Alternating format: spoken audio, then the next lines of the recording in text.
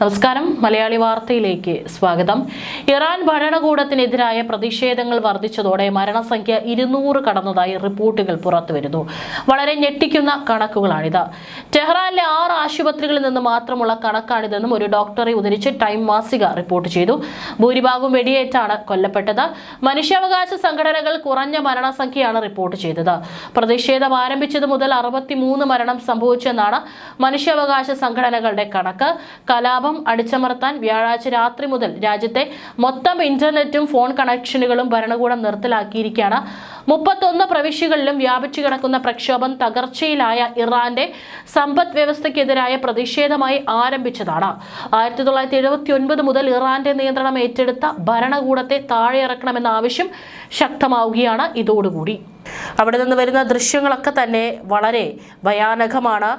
എന്നിരുന്നാലും തങ്ങളുടെ ഭാഗത്ത് നിന്ന് ആളുകളുടെ ജീവൻ നഷ്ടപ്പെടുന്നുണ്ടെങ്കിലും ഒരടി പുറകോട്ടില്ല. ഇനിയെങ്കിലും ഇറാൻ സ്വതന്ത്രമാകണം, തങ്ങൾക്ക് ഭയമില്ലാതെ അവിടെ ജീവിക്കാൻ സാധിക്കണം എന്നുള്ള രണ്ടും കൽപ്പിച്ചുള്ള മുന്നേറ്റമാണ് ഇറാനിലെ ജനങ്ങൾ നടത്തിക്കൊണ്ടിരിക്കുന്നത്. ഭരണകൂടത്തോടുള്ള എതിർപ്പ് രാജ്യത്തെങ്ങും കത്തിപ്പടരവേ ഇറാനിൽ പ്രതിഷേധത്തിനിടെ സ്ത്രീകൾ സിഗരറ്റ് പുകച്ചുകൊണ്ട് പരമോന്നത നേതാവ് അയത്തുള്ള അലി ഖമനേയിയുടെ ഫോട്ടോ കത്തിക്കുന്ന ചിത്രങ്ങളാണ് വൈറലായിരിക്കുന്നത്. ഏകാധിപത്യം തുലയട്ടെ എന്ന മുദ്രാവാക്യവുമായി തെരുവിൽ പ്രതിഷേധിക്കുന്ന ഇറാനിയൻ ജനതയുടെ പോരാട്ട വീര്യത്തിന് കരുത്ത് പകരുകയാണ് ഈ ചിത്രങ്ങൾ. ഇത്തരം ചിത്രങ്ങൾ സാമൂഹിക മാധ്യമങ്ങളിലൂടെ അതിവേഗം പ്രചരിക്കുന്നുണ്ട്. ലോകമെമ്പാടും ആയിരക്കണക്കിന് തവണ ഈ ചിത്രങ്ങൾ പങ്കുവെക്കുകയും വീണ്ടും പോസ്റ്റ് ചെയ്യുകയും ചെയ്യുന്നു. ഈ രീതി പ്രതിരോധത്തിന്റെ ശക്തമായ ചിഹ്നമായി മാറിയിട്ടുണ്ടെന്നും നിയന്ത്രണങ്ങൾ കർശനമാക്കുമ്പോഴും അധികാരികൾക്ക് ഇത് തടയാൻ പ്രയാസമാണെന്നും നിരീക്ഷകർ അടക്കം പറയുന്നുണ്ട്. ഒരുപക്ഷെ ഈ ഭരണകൂടത്തിൽ ഖമേനി ഭരണകൂടത്തിന് കീഴിൽ ഏറ്റവും കൂടുതൽ പീഡനം അനുഭവിച്ചിട്ടുള്ളത് സ്ത്രീകൾ തന്നെയാണ്. ഒരു ഹിജാബ് കൃത്യമായി ധരിക്കാത്തതിൻ്റെ പേരിലടക്കം നിരവധി സ്ത്രീകൾക്കാണ് ജീവൻ നഷ്ടമായിരിക്കുന്നത്. തങ്ങളുടെ സ്വാതന്ത്ര്യത്തിന് വേണ്ടി തെരുവിൽ ജീവൻ കളഞ്ഞിട്ടുള്ള സ്ത്രീകളും വേറെ. അതുകൊണ്ട് തന്നെയാണ് തങ്ങളുടെ പ്രതിഷേധം ഇത്തരത്തിൽ സ്ത്രീകൾ അവിടെ കാണിക്കുന്നത്. വർദ്ധിച്ചു വരുന്ന സാമ്പത്തിക സമ്മർദ്ദവും നേരിടുന്ന സമയത്താണ് അവകാശ ലംഘനങ്ങളും ചർച്ചയാകുന്നത്. കുതിച്ചുയരുന്ന പണപ്പെരുപ്പം, കുത്തനെ ദുർബലമാകുന്ന കറൻസി, വർദ്ധിച്ചു വരുന്ന ഭക്ഷ്യവില എന്നിവ രാജ്യത്തുടനീളമുള്ള നഗരങ്ങളിൽ പൊതുജനരോഷം ആളിക്കത്തിക്കുകയാണ്. ഭരണകൂടവുമായി ബന്ധപ്പെട്ട മുതിർന്ന നേതാക്കളുടെ ചിത്രങ്ങൾ കത്തിക്കുകയും പ്രതികൾ നശിപ്പിക്കുകയും ചെയ്യുന്നതായി റിപ്പോർട്ടുകൾ പുറത്തു വന്നിട്ടുണ്ട്. ഇറാനിയൻ നിയമപ്രകാരം പരമോന്നത നേതാവിന്റെ ചിത്രം കത്തിക്കുന്നത് ഗുരുതരമായ കുറ്റമാണ്. സ്ത്രീകളെ ദീർഘകാലമായി നിയന്ത്രിക്കുന്ന സമൂഹം പൊട്ടിത്തെറിയുടെ വക്കിലാണെന്നാണ് രാഷ്ട്രീയ നിരീക്ഷകരുടെ വിലയിരുത്തൽ. നിർബന്ധിത ഹിജാബ് നിയമം ഉൾപ്പെടെയുള്ള കർശന സാമൂഹിക നിയമങ്ങളെയും സ്ത്രീകളുടെ വ്യക്തിപരമായ സ്വാതന്ത്ര്യത്തിലുള്ള പരിമിതികളെയും പ്രതിഷേധക്കാർ ബോധപൂർവം നിരസിക്കുന്നതായാണ് ഇറാനിൽ നിന്ന് വരുന്ന റിപ്പോർട്ടുകൾ സൂചിപ്പിക്കുന്നത്. 2022 ശിരോവസ്ത്രം ധരിക്കാത്തതിന്റെ പേരിൽ പോലീസ് അറസ്റ്റ് ചെയ്ത മഹ്സ അമിനി എന്ന യുവതി കസ്റ്റഡിയിൽ മരിച്ചതിനെ തുടർന്നുണ്ടായ പ്രസ്ഥാനത്തെ അടിസ്ഥാനമാക്കിയുള്ളതാണ് ഈ പ്രതിഷേധ രീതി. വലിയ തോതിലുള്ള തെരുവ് പ്രകടനങ്ങൾ അടിച്ചമർത്തപ്പെട്ടിട്ടുണ്ടെങ്കിലും ഓൺലൈനിൽ പെട്ടെന്ന് തന്നെ പ്രചരിപ്പിക്കാൻ കഴിയുന്ന രീതിയിലേക്ക് പ്രതിരോധം മാറി. ഇത്തരം വീഡിയോകളുടെ വർദ്ധിച്ചു വരുന്ന പ്രചാരം ഈ പ്രവണതയെ ആഗോള ഡിജിറ്റൽ പ്രതിഭാസമായി മാറിയിട്ടുണ്ടെന്നാണ് വിലയിരുത്തൽ.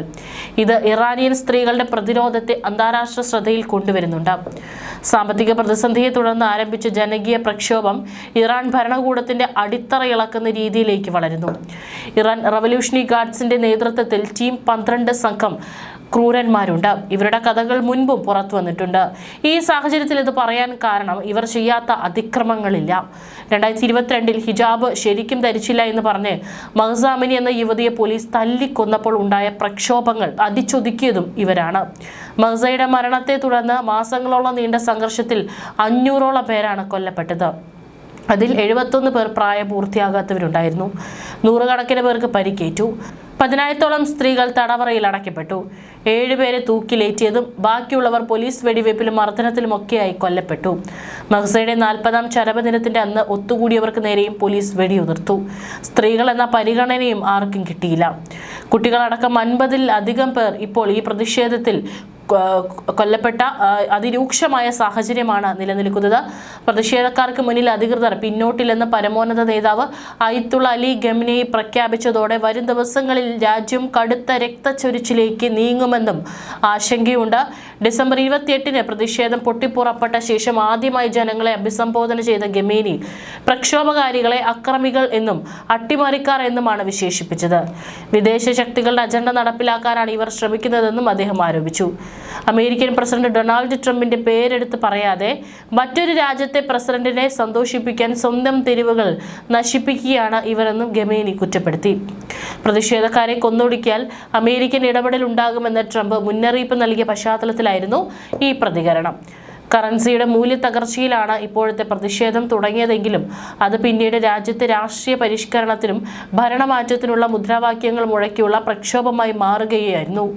തലസ്ഥാനമായ ടെഹ്റാനിലെ സദാന്താബാദ് ജില്ലയിൽ ഖമേനിക്ക് മരണം എന്ന മുദ്രാവാക്യങ്ങളുമായി ജനങ്ങൾ തെരുവിലിറങ്ങി.